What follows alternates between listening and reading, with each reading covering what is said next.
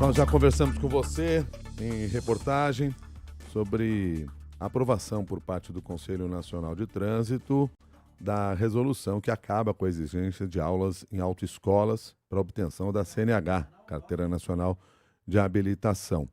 A norma mantém as provas práticas e teóricas e o governo federal afirma que a medida deve reduzir os custos para a emissão ou para tirar a Carteira Nacional de Habilitação. Para conversar conosco sobre esse assunto, nós convidamos o Paulo Guimarães, que é CEO do Observatório Nacional de Segurança Viária, especialista em mobilidade segura, a quem agradeço pela gentileza de ter aceitado o convite. Bom dia, Paulo Guimarães. Bom dia, Milton. Bom dia, Cássia. Bom dia aos ouvintes. É um prazer falar com vocês. Bom dia. E à medida que nós tratamos desse assunto mais cedo, vários ouvintes já se pronunciaram, mandaram suas mensagens, e eu quero abrir essa conversa com uma das questões propostas aqui pela Sandra. As mudanças, diz aqui a ouvinte, têm o foco na acessibilidade à CNH. E quanto à segurança viária, fica mais ou menos fragilizada? Olha, uma pergunta interessante, Milton, e a gente, infelizmente, não tem base científica para poder dar uma resposta precisa com relação a isso. Por quê? A formação do condutor, ela é uma peça, né, um pedaço de todo o processo que envolve a segurança viária, que passa pela infraestrutura, que passa para a segurança veicular e pelo comportamento dos condutores. Quando a gente fala de comportamento, a gente costuma dividir esse comportamento em, né, os comportamentos inadequados em três grandes campos: a imperícia, a imprudência e a negligência. E quando a gente fala da formação do condutor específica, essa que a gente tem no Brasil, a gente está falando especificamente de imperícia. E por que isso? Porque um bom condutor, ele precisa ter quatro atributos. Ele precisa ter conhecimento, ele precisa ter habilidade, e esses dois atributos, eles são perseguidos pelo atual processo de formação de condutores e vão continuar sendo as duas entregas do processo que está sendo reformulado agora. Não temos no Brasil o desenvolvimento dos outros dois atributos importantes, que é o desenvolvimento da percepção de risco e do que a gente chama de autogoverno, que é a capacidade de cada condutor de fazer uma autoavaliação e tomar decisões. Então, a princípio, com base no que a gente tem de informação e de disponibilidade estatística, não existe uma perspectiva de piora na segurança viária, porque o processo de formação de condutores continua tendo a garantia dos exames. Né? A gente tem um exame teórico, que avalia conhecimento, e o exame prático, que avalia habilidade. Então, isso praticamente não está se alterando. O que a gente tem de possibilidade de aumento de risco é principalmente o desenvolvimento das aulas práticas, que hoje são ministradas por instituições credenciadas, né, que até então tinham o monopólio da formação dos condutores, que são as autoescolas, e que agora essa prática de direção veicular vai poder ser ministrada por instrutores autônomos, inclusive com o veículo particular, o veículo do próprio condutor. Então, como resultado do processo de formação de condutores, não existe uma perspectiva grande de piora na segurança viária, mas existe o risco associado principalmente a essa fase de aprendizado prático na via pública.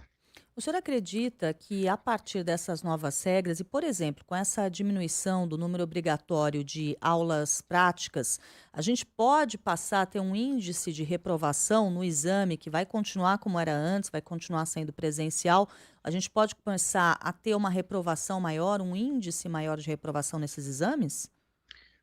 Isso pode acontecer, né, por dois motivos. O primeiro, que existe uma diretriz de padronização dos exames, tanto teóricos quanto práticos. A partir, por exemplo, no exame teórico, da instituição de um Banco Nacional de Questões. Então, isso ao longo do tempo foi ficando mais padronizado, vamos dizer assim, mas a gente ainda tem estados onde é mais fácil passar numa prova e onde é mais difícil passar numa prova. Então, o primeiro motivo é essa padronização dos exames. E o segundo motivo é que o cidadão ele vai ter esse direito de escolha. E muitas vezes ele pode se sentir preparado ou achar que está preparado e não vai ter essa obrigatoriedade de uma preparação maior. Então, a princípio, existe sim, num primeiro momento, essa possibilidade de aumento do número de reprovas. Com as novas regras, a pessoa poderá tirar CNH sem fazer curso nenhum. Na verdade, o curso teórico, ele foi desobrigado, né? Não existe uma carga teórica mínima, então você pode até por autoinstrução ou acessar o curso gratuito que vai ser oferecido pela Secretaria Nacional de Trânsito, mas no curso prático, manteve-se, né? Reduziu a obrigatoriedade de 20 horas aula para 2 horas aula. Então, o candidato ele vai ter a obrigatoriedade de fazer 2 aulas, mas ele vai poder procurar isso em várias opções que o mercado vai oferecer, inclusive isso vai poder ser oferecido agora pelas escolas públicas de trânsito, inclusive do município, né? Então, existe ainda uma obrigatoriedade de 2 horas aulas práticas para esse novo processo. Como é que se sabe se o instrutor está autorizado ou credenciado para conceder essa aula? O instrutor ele vai precisar passar por um curso de formação, né, como já existe hoje, e vai ser credenciado pelo Detran, como já acontece hoje. O que vai acontecer é que esse instrutor ele fica desvinculado de uma instituição, de uma pessoa jurídica que até então era a autoescola. Do ponto de vista pedagógico, né, não existe assim uma queda significativa na qualidade. Ao contrário, né, o mercado, os países que optaram por fazer essa prática ou essa carga horária opcional, aumentaram o rigor do exame e o mercado acabou se acomodando para poder oferecer para esses alunos essas aulas práticas. Mas o instrutor ele tem que ser credenciado pelo Detran, tanto o autônomo quanto aquele vinculado a alguma instituição. Na avaliação do senhor, o fato de agora as pessoas terem a possibilidade de aprender a dirigir em um carro fora dos atuais padrões de carros de autoescola prejudica o quanto essa pessoa vai ter as habilidades necessárias para dirigir no trânsito? Olha, eu acho que a questão do desenvolvimento da aprendizagem e o tipo de veículo, se ele está vinculado à autoescola ou não, não deve interferir muito nesse processo de aprendizagem. O que a gente tem é talvez um risco associado, porque os carros hoje que são utilizados para a prática de direção veicular, eles têm o duplo comando, ou seja, no lado do passageiro, você tem ali a possibilidade de freio do instrutor em caso de alguma situação de emergência. No veículo particular, isso não vai ser possível. Então, do ponto de vista de aprendizagem, não existe uma perda muito grande nesse processo, mas existe um risco associado por conta do veículo não ter essa proteção adicional. Uma situação que é ilustrada aqui por pelo menos dois dos ouvintes que nos escreveram, um deles é o Tavinho, outro é a Carla, é em relação à mudança de categoria da Carteira Nacional de Habilitação. As novas regras mudam esse procedimento? Existe alguma orientação nesse sentido? Olha, a gente não viu ainda a publicação, Milton. A gente tem a notícia do Ministério, né, que foi aprovado no Conselho Nacional de Trânsito ontem, mas no Diário Oficial da União de hoje ainda não foi publicada a resolução. Então, esse processo de transição, aqueles processos que já estavam abertos durante a publicação da resolução, a gente precisa aguardar a publicação para ver qual vai ser o período de adaptação e como é que vai ser tratado esses processos que já estavam em andamento. Então, por enquanto, a gente não tem essa informação por parte do governo. Mas se eu quiser, depois de entrada em vigor a nova regra, mudar de categoria, eu preciso passar por uma autoescola ou passar por um instrutor? Alguma medida Não, não, nesse não. sentido ou não? Não, não. Novos processos já se enquadram na nova resolução, incluindo a adição de categoria. Então, a princípio, não, né? É um novo processo que vai ser aberto e esse novo processo já vai ser regido à luz da nova resolução. Ou seja, a pessoa tem habilitação para automóvel, quer aprender a dirigir moto, ainda não sabe. Ela vai ter que fazer no mínimo 2 horas aulas para motocicleta.